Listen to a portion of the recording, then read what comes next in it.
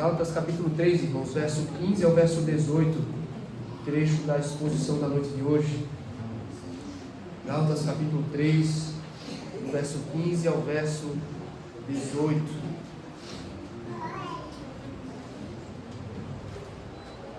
Crianças, Lara, crianças, prestem atenção agora. Eu preparei vários momentos específicos em que eu vou conversar com vocês, tá bom? Hoje nós vamos seguir ouvindo sobre o Evangelho, sobre Abraão, sobre a aliança que Deus fez com Abraão, qual é a relação que isso tem com a salvação, tá bom? Preste atenção, tá, Manuel? Que a gente vai conversar algumas vezes hoje também, tá bom? Que Deus aplique a palavra dele ao coração de todos nós. Diz assim, meus irmãos, acompanhem com atenção, com temor, porque esta é a palavra inspirada, infalível e inerrante de Deus, que diz, verso 15: Irmãos, falo como homem, ainda que uma aliança seja meramente humana, uma vez ratificada, ninguém a revoga ou lhe acrescenta alguma coisa. Ora, as promessas foram feitas a Abraão e ao seu descendente. Não diz, e aos descendentes, como se falando de muitos, porém como de um só, e ao teu descendente, que é Cristo. E digo isto, uma aliança já anteriormente confirmada por Deus. A lei que veio 430 anos depois, não a pode abrogar, de forma que venha a desfazer a promessa. Porque se a herança provém de lei, já não decorre de promessa. Mas foi pela promessa que Deus a concedeu gratuitamente a Abraão.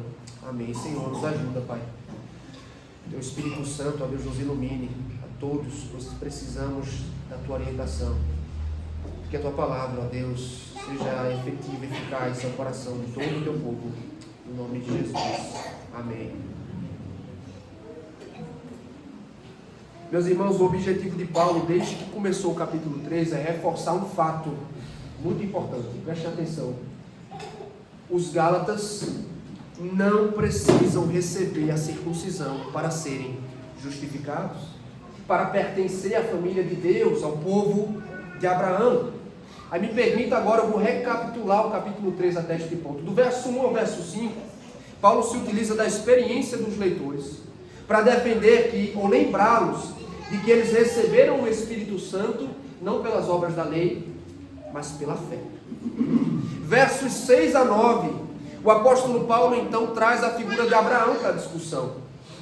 Como o patriarca foi justificado pela fé, Paulo insiste que judeus e gentios são justificados pela fé em Cristo também diante de Deus. Eles são considerados filhos de Abraão pela fé. Em contraste a isso, meus irmãos, os que se apoiam nas obras da lei para a justificação estão sob maldição. Logo, é impossível ser justificado pelas obras da lei. No entanto, última perícope, há uma forma de ser resgatado da maldição da lei. Há uma forma de ser redimido e receber a bênção de Abraão, que é pela fé em Jesus Cristo. E Jesus Cristo, diz Paulo, resgatou-nos da maldição da lei, ao fazer ou tornar-se maldição em nosso lugar. Chegamos então ao verso 15, e Paulo vai defender a mesma tese, só que a partir de uma perspectiva diferente. Ele vai se utilizar agora, meus irmãos, da história da redenção. Crianças, olha aqui para o pastor, olha para o pastor. Se um dia perguntarem para vocês sobre o que a Bíblia fala, isso é uma pergunta bem complexa, né? A Bíblia é uma história, mas a Bíblia é uma história de quê? Você vai responder o seguinte: a Bíblia conta a história da redenção. A história da redenção é uma palavra que a gente usa e resume tudo o que a Bíblia revela e conta. Então, irmãos, o que nós temos, o que devemos entender por história da redenção é o desenrolar, preste atenção, o desenrolar progressivo dos atos e das palavras de Deus com um propósito: reunir e salvar para si um povo. É o que Deus está fazendo de Gênesis a Apocalipse. Ele está redimindo um povo para si. É por isso que a Bíblia é chamada história da redenção. E há dois temas, irmãos, importantíssimos dentro da história da redenção: aliança e promessa. que são justamente tratados por Paulo aqui. E a proposta dele nessa perícope é defender que a aliança e a promessa feita a Abraão são imutáveis, são inquebráveis. Deus não pode desfazer a promessa feita a Abraão. E o tema do sermão de hoje, meus irmãos, guarde isso, é a imutabilidade da aliança da promessa. A imutabilidade da aliança da promessa. Irmãos, o que é que esse texto nos ensina sobre a aliança? O que ele tem a dizer sobre a promessa imutável que Deus fez ao patriarca Abraão? Há 3 fatos aqui, 3 respostas. Vocês precisam guardar e lembrar-se delas. A primeira está no verso 15. Eu posso afirmar a partir do texto que Deus fez uma aliança inviolável. Deus fez uma aliança inviolável. E agora, com toda a atenção de vocês, quero que vocês voltem comigo mais uma vez para o verso 15, quando o apóstolo Paulo diz: irmãos, falo como homem, ainda que uma aliança seja meramente humana, uma vez ratificada, ninguém a revoga ou lhe acrescenta coisa alguma. Ô, meus irmãos, olha, agora que começou a chover, o barulho aumenta, eu vou precisar contar com a atenção de vocês, tá? Eu não quero ter que ficar falando, até porque fica chato, né? Chamando a atenção de vocês. Eu sei que o barulho distrai, mas por favor, vamos nos esforçar, tá bom? Nós estamos aqui para ouvir a voz do Senhor. Você percebe, volta os seus olhos para o verso 1 do capítulo 3. Veja como Paulo se refere aos Gálatas. Ó, Gálatas insensatos. Só no verso 15, o tom do apóstolo vai assumir uma forma mais amigável. Ele diz: irmãos. E ele se dirige assim, queridos, com o fim de desmontar a narrativa judaizante. Vamos mais uma vez lembrar o que esses falsos irmãos infiltrados estavam ensinando na igreja. Eles faziam, meus irmãos, uma leitura completamente equivocada do lugar da lei e da promessa. Segundo eles, a lei veio para alterar a natureza da salvação. Ou seja, antes da lei ser dada, existia a promessa. E por meio da fé na promessa, os pecadores eram então salvos. Então, antes da lei ser dada, a promessa tinha proeminência. No entanto, quando a lei é dada por Deus a Moisés, ela assume um papel mais importante do que a promessa que Deus fez a Abraão.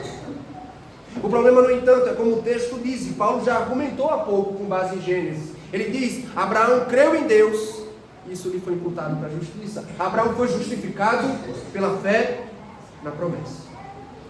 Por isso, irmãos, para deixar claro, veja, a promessa de Deus a Abraão jamais, nunca pode ser revogada. Paulo inicia o seu argumento com um exemplo do cotidiano. Sabe quando você quer explicar talvez algo complexo e você se utiliza de ilustração, de analogia? Pois bem, é o que o apóstolo Paulo faz aqui no verso 15. E ele diz assim, ó: falo como homem. O que é que isso quer dizer, meus irmãos?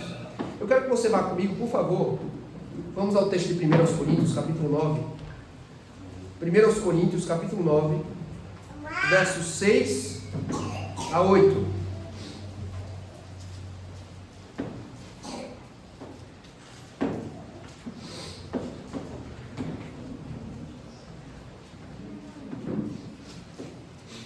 Coríntios 9, do 6 ao 8. Veja, agora acompanhe com atenção. O apóstolo Paulo diz assim, ó: ou somente eu e Barnabé não temos o direito de deixar de trabalhar? Quem jamais vai à guerra à sua própria custa? Quem planta a vinha e não come do seu fruto? Ou quem apacenta um rebanho e não se alimenta do leite do rebanho? Porventura, falo isto como homem, ou não o diz também a lei? Agora olha para mim, por favor, preste atenção. O que Paulo está fazendo aqui, meus irmãos, em 1 Coríntios? Ele está usando uma série de analogias, ilustrações, extraídas do cotidiano humano, para defender que os pregadores do Evangelho são dignos de serem sustentados por esse labor. E ele conclui o seu argumento dizendo que fala como homem, mas que a própria lei confia nesse princípio. Ou seja, falar como homem, irmãos, é se utilizar de uma analogia para provar um ponto, para defender uma tese. E qual é o exemplo? Agora vamos voltar para Gálatas. Vamos lá para Gálatas, capítulo 3. Gálatas, capítulo 3, verso 15. Qual é o exemplo, meus irmãos, a analogia que Paulo usa aqui em Gálatas? Uma aliança humana. Uma aliança humana. E é certo, é importante você saber disso, existe certo debate em torno do significado do termo grego aqui. Se é aliança, se é testamento, contudo, por uma série de razões, principalmente pelo contexto, lembre-se, a interpretação, um dos fatores mais importantes para se interpretar um texto é atentar ao contexto. Por causa do contexto, a leitura mais coerente é a aliança. Porque a aliança descreve o tipo de relação que Deus tinha com Abraão e o lugar da promessa dentro desse relacionamento. Só que antes de tudo, vamos definir a aliança, pois é a primeira vez que o termo aparece na carta aos Gálatas. Vamos conceituar. E eu confesso a vocês, aliança é um termo complexo. É um conceito, é uma pergunta ampla, dizer o que é uma aliança. Mas eu gosto muito da definição de um teólogo chamado Michael Horton. Ele tem um livro sobre as alianças e ele diz o seguinte, preste atenção, a aliança é o meio pelo qual Deus condescende em entrar em comunhão com as suas criaturas. Deus condescende, entra em comunhão com as criaturas por meio da aliança. E quando nós lemos a história da redenção, nós vemos Deus repetidamente entrando em relação de aliança com indivíduos, como aconteceu com Abraão, ou com uma nação, com a nação de Israel. É na aliança, meus irmãos, que Deus se revela, que Deus comunga, que Deus abençoa o seu povo. Só que aqui vem a analogia, olha para mim, por favor, não fica distraído, olha para mim. Aí aqui vem a analogia. Lembra, Paulo diz, eu falo como homem. Os homens costumavam fazer alianças entre si também, meus irmãos. No Oriente Antigo, por exemplo, que é o contexto do Antigo Testamento, os homens faziam alianças e elas eram parte da vida política e social. Por exemplo, alianças eram feitas para firmar acordos comerciais, contratos de casamento. E essas alianças no tempo antigo, uma vez ratificadas, oficializadas, elas se tornavam inalteráveis. Elas não podiam ser alteradas, revogadas, não podiam ser adulteradas, porque o acordo de aliança feito entre dois homens no Oriente Antigo, ele tinha peso, ele era de natureza inviolável. Aí veja, Paulo fala como homem. Qual é a proposta dele? Ir do menor para o maior. Se as alianças dos homens, irmãos, se é assim nas alianças humanas, quanto mais na aliança feita pelo próprio Deus. Se nas alianças humanas o acordo não pode ser desfeito, o que dizer da aliança que Deus fez com Abraão? Não é à toa, se você se lembra, conhece a narrativa do Gênesis, Deus sucessivamente, quando firma, oficializa a aliança com Abraão, ele diz assim para ele, Abraão, esta é a aliança perpétua, que eu farei contigo e com a tua descendência, aliança perpétua. Portanto, meus irmãos, a aliança de Deus com Abraão não foi revogada, não foi anulada, não foi alterada, como diziam os judaizantes. Aí aqui vem um outro termo importantíssimo. O que é que nós devemos entender quando o apóstolo Paulo fala de uma aliança ratificada?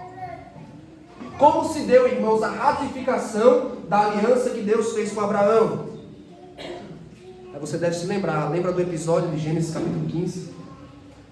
Quando o Senhor reforça a promessa de um herdeiro, ele disse a Abraão, tua descendência será mais numerosa que as estrelas do céu, olha para o céu. Aí Abraão diz assim, Senhor, como eu posso saber? O herdeiro da minha casa será o meu herdeiro. Como eu posso ter certeza, Senhor? Como saberei que hei de possuí-la, possuir a terra? Aí o Senhor, irmãos, propõe uma cerimônia de ratificação, uma confirmação do compromisso de aliança. Ele disse a Abraão, crianças, olha, presta atenção aqui, crianças, ele disse assim a Abraão, pega alguns animais, pega uns passarinhos, pega um cordeirinho, você vai precisar sacrificar esses animais, cortá-los em pedaços, e você vai fazer um caminho. Sabe um caminho? Vai colocar cada parte uma na frente da outra. Por quê? Porque as pessoas, quando iam firmar um acordo de aliança, elas passavam no meio dessas partes. E elas diziam assim, que me aconteça o que aconteceu a esses animais, se porventura eu violar o acordo da aliança que eu estou fazendo nesta ocasião. Que eu seja partido à semelhança dos animais, se eu for infiel ao pacto. Só que uma coisa muito engraçada acontece, crianças, uma coisa muito curiosa, Benjamim. Só Deus passa no meio dos animais. Abraão não passa. Só o Senhor passou sozinho no meio dos pedaços dos animais, e Moisés conclui dizendo: naquele dia fez o Senhor aliança com Abraão. É um juramento de automaldição, meus irmãos, que o Senhor assumiu sobre si. Se a aliança for quebrada, que as partes me aconteça o que for semelhante, o que foi semelhante aos pedaços dos animais. Deus colocou a glória dele, a sua glória, o seu nome, no pacto que fez com Abraão. Então, irmãos, Deus se comprometeu solenemente com Abraão. Ele faz a promessa em Gênesis 12 e ele confirma, oficializa essa aliança em Gênesis 17.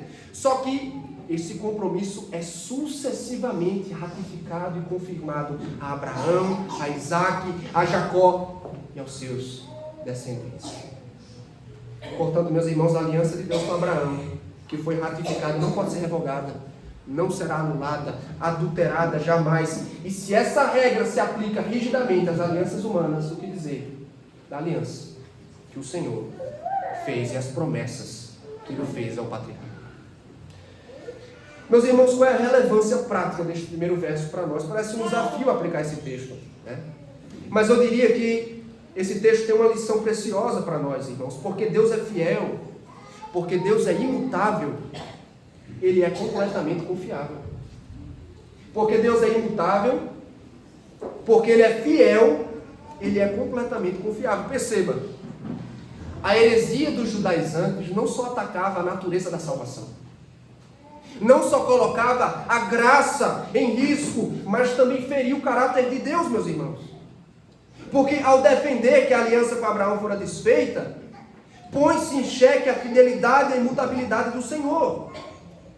Você lê a Bíblia, você lê os Salmos, e vez após vez, o que é que você encontra nos Salmos? O texto diz: o Senhor é Deus fiel, que guarda a aliança e a misericórdia até 1000 gerações dos que o amam e obedecem aos seus mandamentos. Pelos lábios do salmista, no Salmo 89, o Senhor disse assim: não violarei a minha aliança, não modificarei o que os meus lábios proferiram. No Salmo que lemos ao início do texto, Salmo 105, ele diz assim: lembra-se perpetuamente da sua aliança, da palavra que empenhou para 1000 gerações, da aliança que fez com Abraão.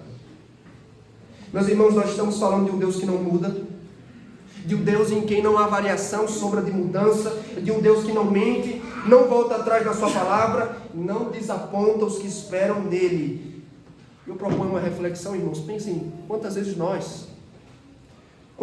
falhamos com a nossa palavra, irmãos. Quantas promessas nós já quebramos, quantas expectativas nos foram frustradas.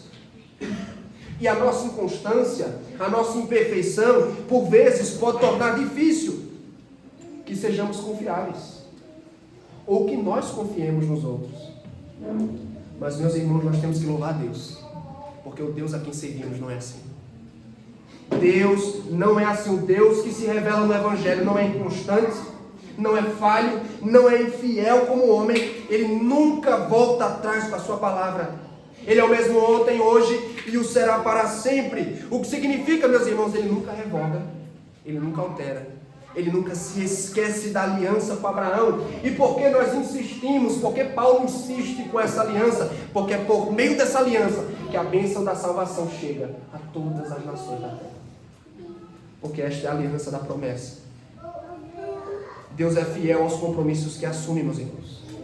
Crianças, pense, por exemplo, no seguinte: olha para mim aqui, olha para o pastor. Pensa num homem muito rico. Ele reúne a sua família um dia, leva todo mundo no cartório e diz assim: eu vou registrar aqui no cartório, vou fazer um documento dizendo, quando eu morrer, quem vai herdar a minha fazenda bem grande é o meu neto mais velho. Ele disse: o meu neto mais velho vai herdar a minha fazenda quando eu morrer. Passaram-se 50 anos, esse homem morreu. Quando ele morreu, apareceu alguns parentes dizendo assim: não pode ser assim. Vamos tentar mudar o documento que ele fez lá, para que o neto não receba a herança. Ou vamos tentar colocar algumas condições para que ele só possa receber desde que ele atenda essas condições? Será, crianças, que isso é possível? Não é possível, Daniel. Sabe por quê, Maria? Porque um documento confirmado não pode ser alterado dessa maneira. Se é assim, crianças, conosco, que nós somos falhos, pecadores, quanto mais com a aliança que Deus fez com Abraão. Se os acordos dos homens têm alguma validade, o que dizer da palavra que Deus emprega, meus irmãos? Se Deus prometeu, ouça, se Deus prometeu que salvaria pecadores pela graça mediante a fé, Ele não pode alterar os termos dessa exigência. Ele não pode alterar a natureza da justificação. Seria negar a si mesmo, seria falhar com a sua palavra. E é isso que torna Deus confiável. É isso que torna Deus confiável. E é por isso que nós cremos, descansamos. Nós não estamos lidando, irmãos, com uma divindade que é de um jeito hoje e é diferente amanhã. Ele é o mesmo ontem, hoje, o será para sempre. Ele não é uma divindade inconstante, imprevisível. Ele prometeu, ele confirmou que não iria lidar conosco com base no desempenho, no mérito e na observância da lei. Ele lida conosco, meus irmãos, pela graça, pela promessa. Então, crente, fique tranquilo, porque o que ele prometeu a Abraão e aos seus filhos não será mudado jamais. Nunca será alterado. A aliança da promessa permanece em vigor pela fidelidade do Deus da aliança. Amém? Confiemos nele, portanto. Meus irmãos, nós estamos meditando no tema imutabilidade da promessa da aliança. Vimos em primeiro lugar que Deus fez uma aliança inviolável. Segundo lugar, verso 16, Deus fez as promessas ao descendente de Abraão, Cristo. Deus fez as promessas ao descendente de Abraão, que é Cristo. Vamos lá para o verso 16. Ora, as promessas foram feitas a Abraão e ao seu descendente. Não diz, e aos descendentes, como se falando de muitos, porém como de um só, e ao teu descendente, que é Cristo. Meus irmãos, o que o apóstolo acabou de defender foi a inviolabilidade da aliança da promessa. Essa aliança não pode ser alterada. Só que uma pergunta muito importante que precisa ser respondida é: a quem Deus fez essas promessas? E a partir daqui, veja, ele faz uma distinção muito importante entre descendente no singular e descendentes no plural. E segundo ele, as promessas de Deus foram feitas a um descendente no singular de Abraão. Só que o diferencial do seu argumento, eu não sei com que versão bíblica você está. Se você estiver com a Ara, igual a minha, descendente. Algumas versões vai aparecer descendência, também no singular. Só que preste atenção, esse é um detalhe que você precisa entender. Esse termo, irmãos, é o que se chama de substantivo coletivo. Como assim? Ele tem uma forma singular, mas ele pode ter sentido plural. Eu vou dar um exemplo para vocês. A palavra família. A palavra família está no singular. Mas ela, obviamente, pode ganhar uma conotação plural. A família, ela está no singular, mas ela descreve uma pluralidade de indivíduos. O mesmo ocorre com a palavra descendência, meus irmãos. A descendência, eu posso estar me referindo a um filho, ou eu posso estar me referindo a todos os descendentes de um homem. Sendo assim, ou por causa disso, irmãos, alguns já sugeriram que Paulo está forçando a gramática do Antigo Testamento. Que Paulo está forçando a leitura do texto. Paulo quer tanto provar a sua cristologia, ele quer tanto ligar Cristo a Abraão, que ele pegou o texto do Antigo Testamento e ele o torceu. Ele fez um malabarismo hermenêutico para encaixar o texto na sua doutrina de Cristo. Será mesmo, irmãos?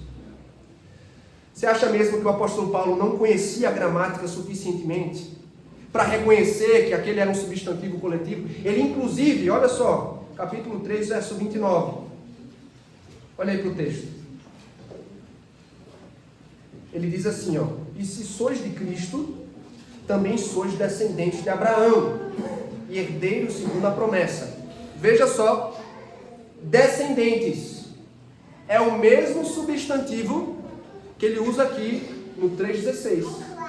Só que no 3,16 é usado no sentido singular, e aqui é usado de forma plural. Então, irmãos, Paulo conhecia a gramática. Ele usa a forma plural, como nós acabamos de ver. Só que o mais natural, meus irmãos, seria pensar, veja, preste atenção, seria pensar que o termo descendente se refere aos descendentes físicos de Abraão. A Isaac, o filho da promessa, a Jacó, seu neto, por exemplo. Aí o apóstolo Paulo vai direto para Cristo, ele diz assim, o descendente é Cristo. Ora, mas Isaac e Jacó? Que exegese é essa, meus irmãos, que o apóstolo Paulo está fazendo aqui? Aí nós temos que lembrar de um ponto muito importante. Ouça, o homem que escreveu esse texto era um homem sob a inspiração do Espírito Santo de Deus. E pelo Espírito de Deus ele foi guiado, meus irmãos, para a compreensão dos mistérios da Sagrada Escritura. Paulo não está fazendo malabarismo, pelo contrário, sua leitura é coerente com a história redentiva narrada no Antigo Testamento. Principalmente com uma promessa. Ou talvez a primeira promessa de salvação que é dada. Em Gênesis 3,15, ouça. Em Gênesis 3,15, o Senhor prometeu: porém inimizade entre ti e a mulher, entre a tua descendência e o seu descendente.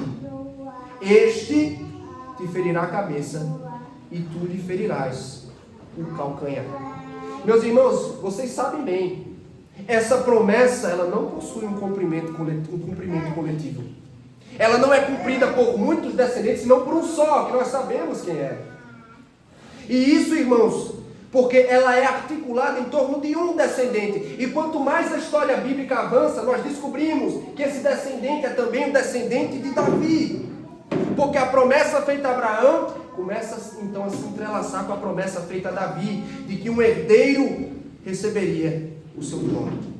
Então, irmãos, escute, há um precedente canônico, bíblico, para se interpretar o texto dessa forma, para interpretar a promessa de Abraão em termos de um único descendente. Então Paulo lê as promessas de Deus a Abraão dentro da história da redenção, que unidas à expectativa pelo herdeiro de Davi, acham o seu cumprimento na pessoa de Jesus Cristo de Nazaré. O descendente de Abraão, o descendente de Davi é Cristo. A proposta de Paulo, meus irmãos, nada mais é do que provar que as promessas da aliança acham seu cumprimento último na pessoa do descendente representativo de Abraão, que é Jesus Cristo. Ouça, o cumprimento da promessa não é biológico. Ele não se cumpre em Isaac, que é o filho da carne, o filho da promessa. A promessa tem um cumprimento cristológico. Ela se cumpre na pessoa de Jesus Cristo. E é óbvio, meus irmãos, que conforme a narrativa bíblica, Isaac é o descendente de Abraão. Mas é somente por meio de Jesus que as promessas se tornam realidade. A prova disso é que nós lemos Gênesis 12:8, interpretado pelo apóstolo Paulo, e ele diz: todas as nações da terra seriam abençoadas por meio dele, não Isaac, por meio de Jesus Cristo. Deus estava prenunciando o evangelho, a boa nova sobre Cristo. Ele diz: é por meio de Cristo que a bênção de Abraão chega a todas as nações, todos os povos da terra. Então, meus irmãos, vamos pensar em escala. Primeiro, a promessa de descendência, obviamente, se referia ao filho que Abraão teve com Sara, Isaac. Além disso, ela se referia também a todos os demais filhos de Abraão, mas especialmente, primariamente, ao Filho de Deus. Jesus Cristo é a verdadeira descendência de Abraão. Paulo, então, irmãos, interpreta descendente de forma representativa, de forma tipológica. Jesus Cristo é o descendente aguardado, prenunciado ao longo de todo o Antigo Testamento, por meio de quem as promessas de Deus a Abraão acham seu cumprimento pleno. O descendente, que é Jesus Cristo. Meus irmãos, ouça, nós herdamos a promessa desde que estejamos unidos a Cristo pela fé. Irmão querido, ouça, só há uma forma, só há um caminho, uma razão para sermos afortunados como nós somos, para sermos herdeiros da promessa de Abraão. É porque nós estamos em Cristo. Sabe o que nos resta a parte de Cristo? Fora, distante dele, pobreza, miséria. Longe dele, irmãos, estamos sob maldição divina, mas quando nós estamos unidos a Cristo pela fé, Ele é nosso, nós somos dele. participamos de Cristo. E participamos de tudo o que Ele possui. Paulo disse aos Coríntios, meus irmãos, e esse talvez é um dos versículos mais maravilhosos, guarde na sua mente, no seu coração, medite sobre isso. Ele disse sobre Cristo, porque nele, quantas são as promessas de Deus, tem o sim. Porquanto também por ele é o amém para a glória de Deus por nosso intermédio. Você entende isso? Ele está dizendo assim, olha para mim, em Cristo, todas as promessas que Deus fez, ele diz assim, sim. Nós temos em Cristo o sim de Deus para todas quantas são as promessas. Especialmente as promessas de redenção, irmão. Quais foram as promessas que Deus fez a Abraão e que são cumpridas em Cristo? A bênção universal da justificação, que é agora distribuída gratuitamente a judeus e gentios de todas as nações. Ele prometeu uma terra, irmãos. E os herdeiros de Abraão herdam não uma terra, não uma porção de terra, não Canaã, mas a nova criação restaurada, Jerusalém celestial, novos céus e nova terra. O Senhor dá a Abraão uma descendência numerosa. Mas que descendência, irmãos? Uma descendência espiritual. Aqueles que Cristo resgatou pela sua obra poderosa, uma descendência impossível de se contar. E olha que maravilha, porque nós estamos em Cristo. Nós herdamos essas promessas. Não porque somos justos, irmãos. Não porque somos perfeitos, obedientes à lei de Moisés. Na verdade, é apesar disso tudo. É a despeito de tudo isso. É pela graça. Você talvez pergunte, como, pastor? Como Deus pode repartir comigo uma herança tão gloriosa? Porque, meus irmãos, pela fé nós estamos unidos a Cristo. E com Ele participamos de tudo que o pertence. Ele é nosso cabeça, estamos representados por Ele. E é por causa da sua pessoa, de sua obra perfeita, que eu recebo, que vocês recebem, o sim de Deus para todas quantas são as suas promessas. Todas as promessas feitas a Abraão nos pertencem, porque temos em Cristo o sim de Deus. Ô crianças, vocês estão aqui? Estão aqui? Deixa eu contar para vocês uma história que vai ajudar vocês a entender isso aqui.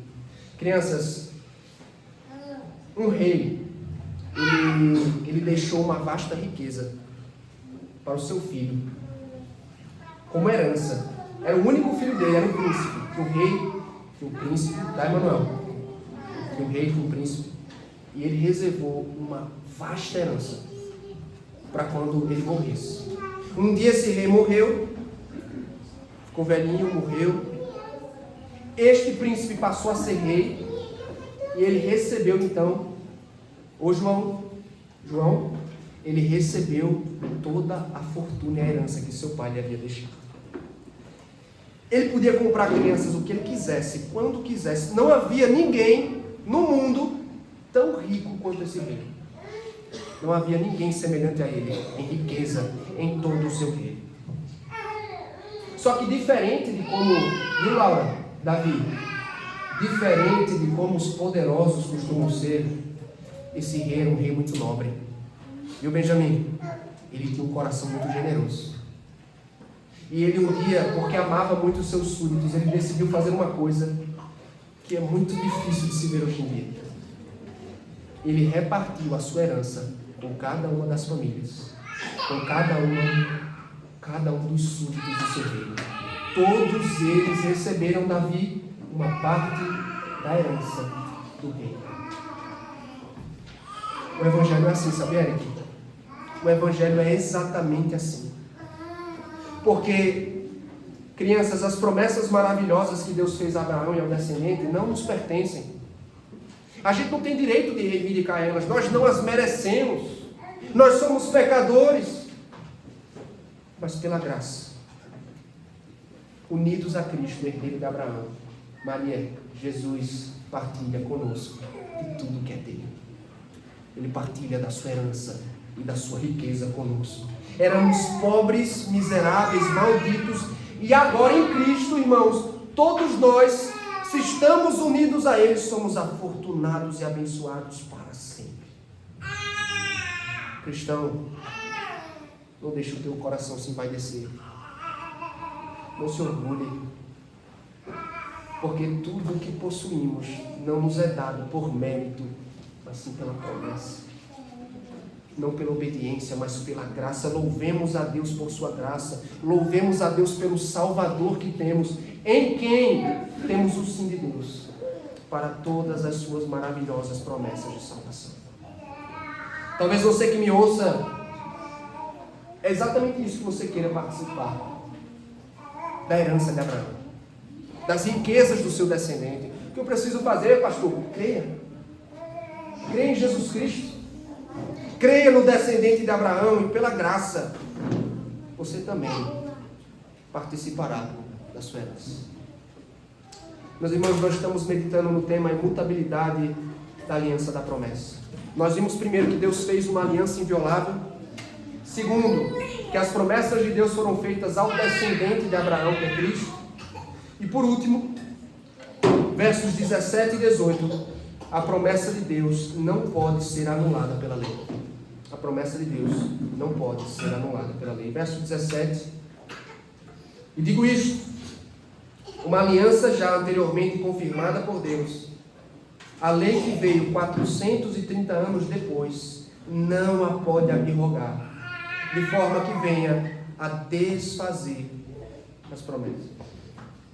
Como nós estudamos hoje pela manhã, meus irmãos, na nossa escola dominical,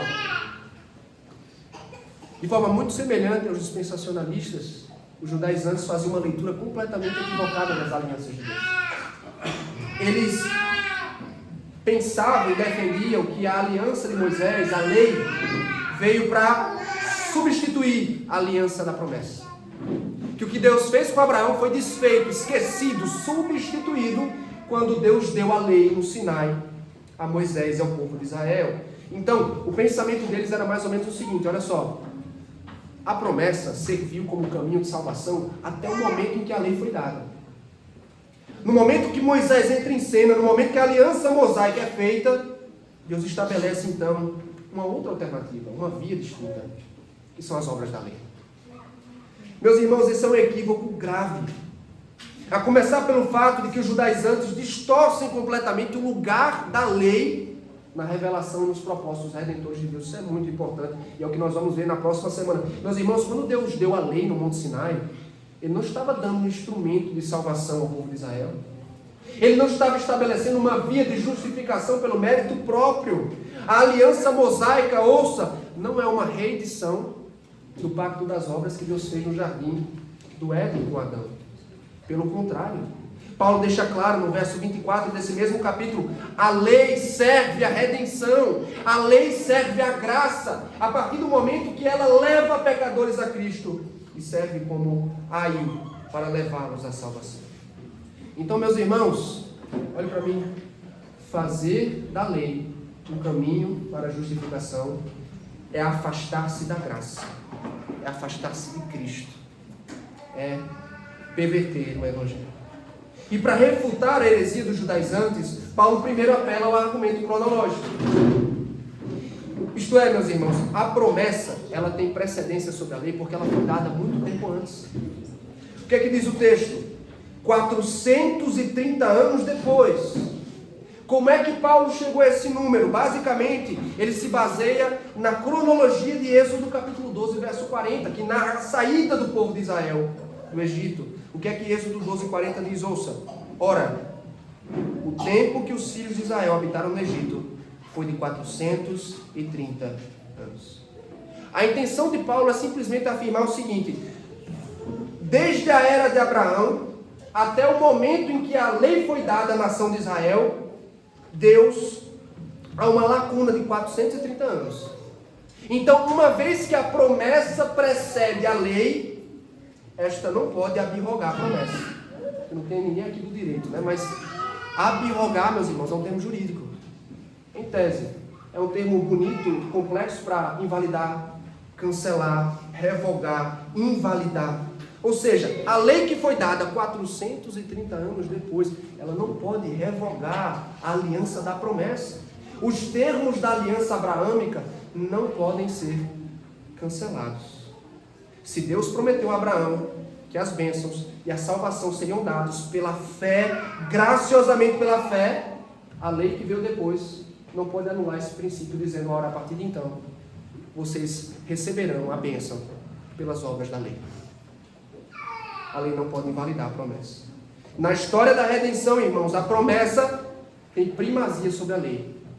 A promessa tem primazia. E ele conclui no verso número 18, dizendo, porque se a herança provém de lei, já não decorre de promessa, mas foi pela promessa que Deus a concedeu gratuitamente a Abraão.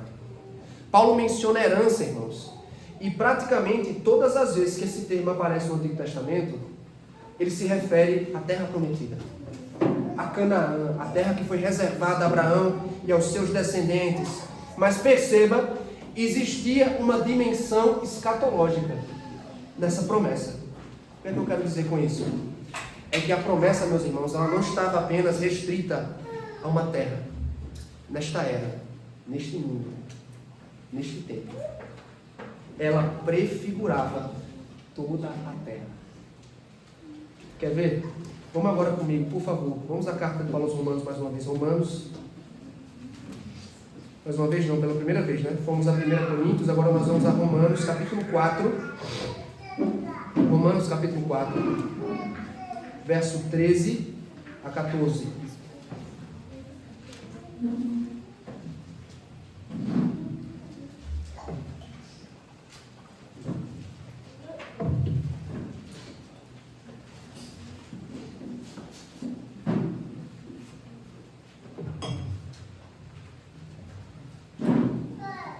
Romanos 4, 13, 14.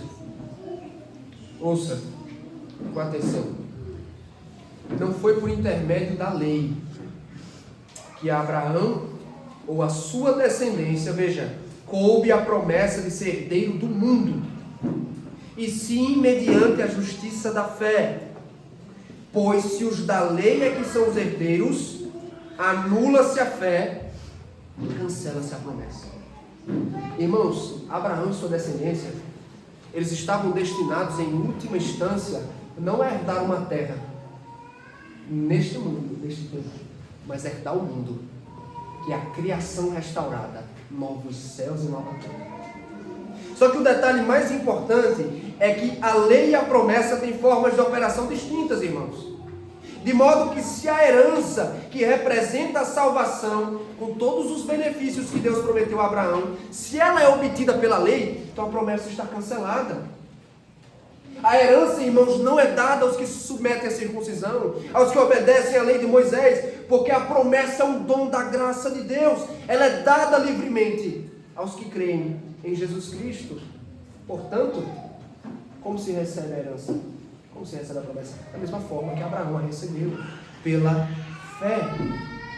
E o apóstolo faz questão de reforçar, irmãos. Ele diz, olhe para o texto, vamos voltar agora para o texto de Gálatas, por favor. Gálatas capítulo 3. Gálatas capítulo 3, verso 18.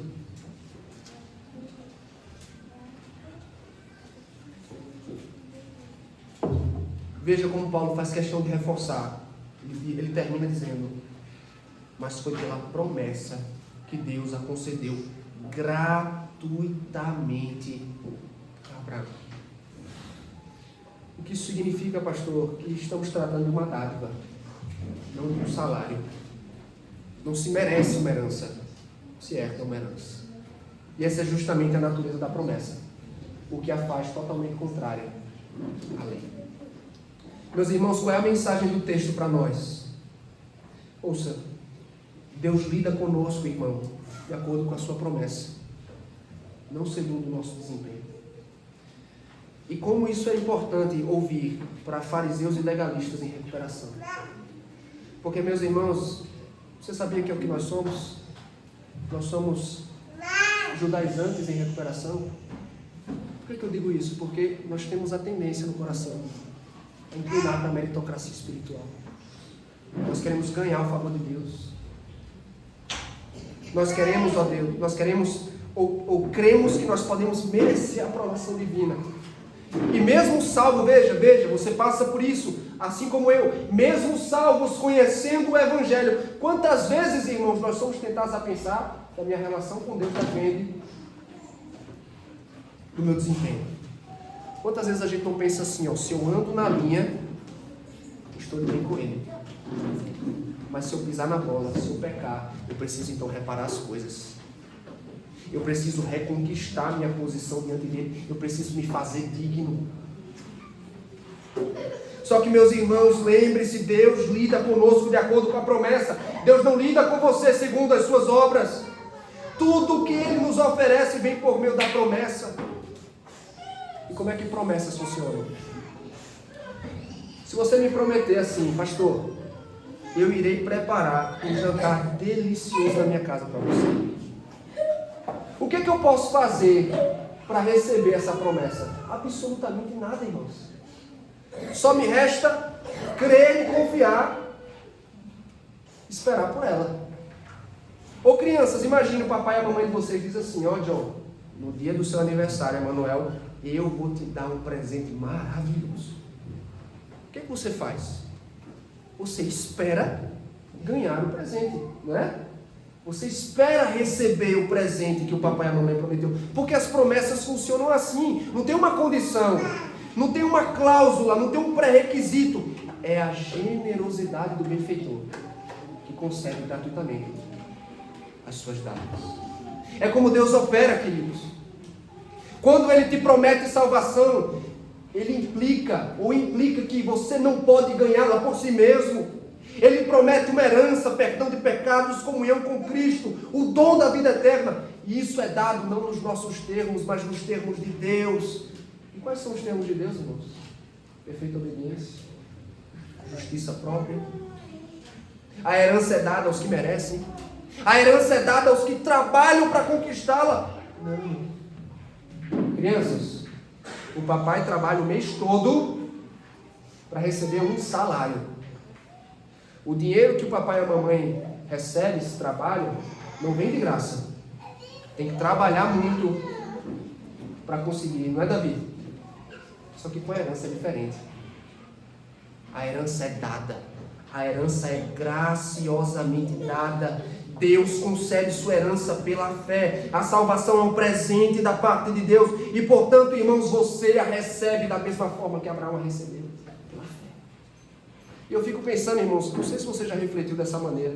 Meus irmãos, se Abraão, Isaac, Jacó, Moisés, Davi, Elias, Eliseu, se todos esses homens receberam a herança pela fé,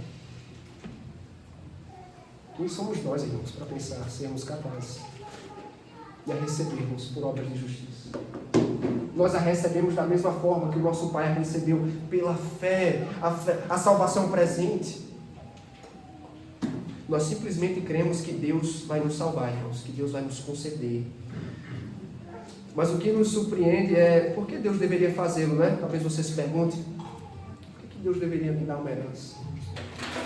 Por que Deus deveria abençoar minha aliança? Eu que sou um pecador, eu que falho em amar a Deus, eu que falho em ser tudo aquilo que eu deveria ser, eu tropeço com mais frequência do que eu gostaria.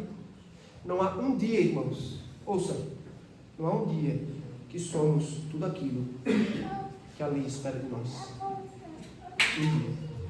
Como é que Deus pode dar uma herança para gente tão ruim?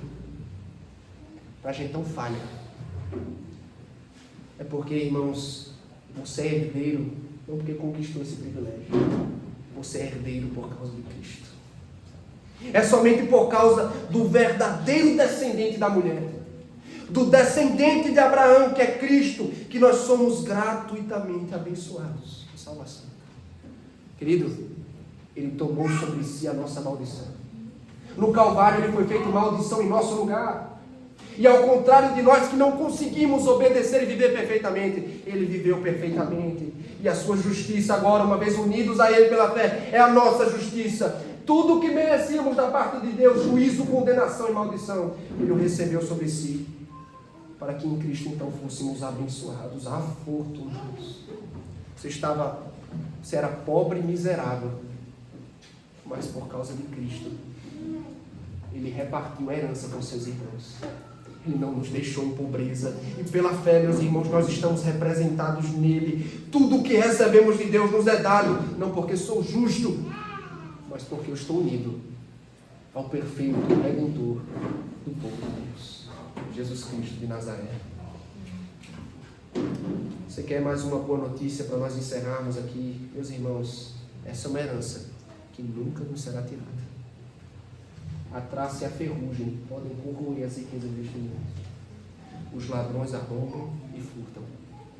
Mas a herança que nos é dada por Cristo, nada e ninguém pode nos tirar. Não há risco de perdê-la, irmãos, pois a salvação não é dada pela lei, é pela graça, não por causa do nosso desempenho, mas pela perfeição do Salvador. Descansa o teu coração. Essa é a mensagem do texto ao meu coração. Fariseu em recuperação, descansa o teu coração, confia seguramente no Evangelho. Tudo o que é prometido a Abraão nos é dado por causa de Cristo. Oremos ao Senhor nesse momento. Deus maravilhoso, bendizemos a Ti pelo Teu Evangelho.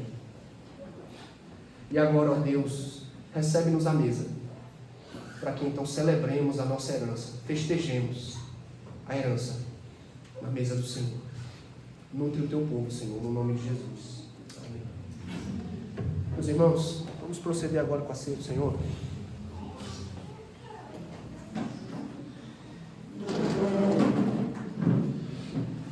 Abra comigo sua Bíblia, a palavra da instituição, 1 Coríntios capítulo 11.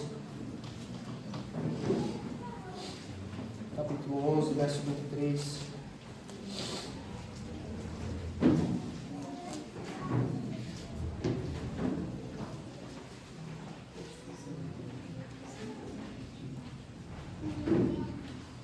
Coríntios capítulo 11, verso 23. Diz assim, meus irmãos, a palavra da instituição: porque eu recebi do Senhor o que também vos entreguei, que o Senhor Jesus, na noite em que foi traído, tomou o pão e, tendo dado graças, o partiu e disse: isto é o meu corpo que é dado por vós, fazei isto em memória de mim. Por semelhante modo, depois de haver ceado, tomou também o cálice, dizendo: este cálice é a nova aliança no meu sangue. Fazei isto todas as vezes que o bebedes, em memória de mim. Porque todas as vezes que comerdes este pão e beberdes o cálice, anunciais a morte do Senhor até que Ele venha. Por isso, aquele que comeu o pão ou bebeu o cálice do Senhor indignamente será réu do corpo e do sangue do Senhor. Examine-se, pois, o homem a si mesmo, e assim coma do pão e beba do cálice.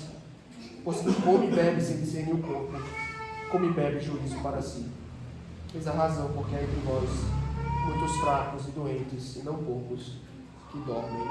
Amém. Meus irmãos, nós ouvimos a palavra, e agora nós temos aqui o apêndice à palavra. Nós ouvimos a palavra que é audível, crianças. E aqui, ó, vem Maria, aqui a palavra toma forma. A palavra toma forma e ela se torna visível aos nossos sentidos. Meus irmãos, esse sacramento Cristo instituiu para confirmar a fé do seu povo e para que estejamos seguros de todos os benefícios e promessas que nos foram feitas em nosso Salvador. No momento que o rito for praticado, não vai acontecer transubstanciação desses elementos. Nós temos pão, temos aqui o vinho, mas nós cremos, irmãos, que há uma união sacramental. E esses elementos, eles são tirados do uso comum e são usados por Deus para uso sagrado. E eles servem, então, à nutrição, à confirmação da fé, fortalecimento daqueles que pertencem a Ele. Então, esta é uma comemoração, uma celebração, um memorial, mas ele é mais do que isso, ele é meio de graça. Ele é uma refeição, um banquete. E os que pertencem a Cristo são convidados a participar. Irmãos, esta não é uma mesa para quem é justo, perfeito, eu quero dizer, para quem conquistou salvação por si mesmo. Esta é uma mesa para pecadores, fracos, falhos, carentes da graça de Deus. Então, se você se enquadra nessas condições, você é bem-vindo, mas me permita alertá-lo. Esta é uma mesa da membresia do povo de Deus. Se você não é membro de uma igreja genuinamente evangélica, se você se diz crente, mas não está ligado ao corpo de Cristo, pelo menos por hora, o sacramento não é para você. Se você está em disciplina eclesiástica, se você está em pecado grave, você participar e você insistir em participar desse sacramento, você corre risco de vida. Você pode enfermar e você pode até morrer. Então, esse sacramento, irmãos, é poderoso para o bem dos que participam dele dignamente, e ele é perigoso, drástico, para os profanos, para os que o profanam e que se achegam a ele indignamente. Essa mesa é a mesa do povo de Deus, dos membros comungantes, dos que têm a fé no Cristo e no verdadeiro Evangelho. Se você se enquadra nessas condições, você pode participar entre nós. Nós vamos ficar de pé neste momento, todos os membros comungantes, os que têm condições de participar. Fiquemos de pé. Nós vamos orar, consagrar os elementos. Depois nós vamos distribuir. Vocês vão receber esses elementos, aguardar. Nós vamos nos sentar à mesa juntos e vamos cear com o Senhor.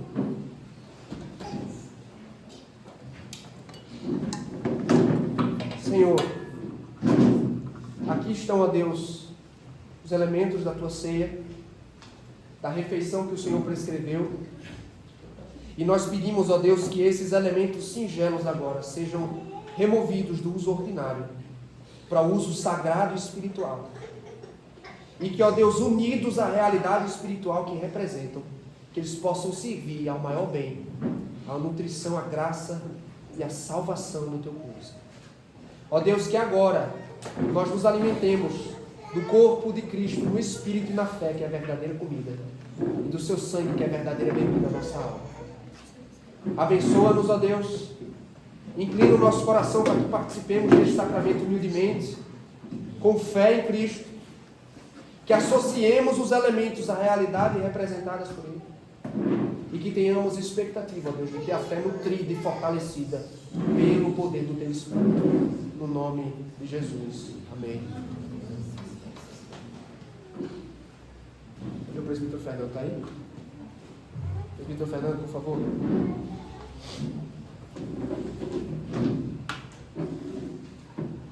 Vocês vão receber os elementos, irmãos. Recebam o pão, o vinho e aguardem para, por favor, nós participarmos todos juntos. Amém.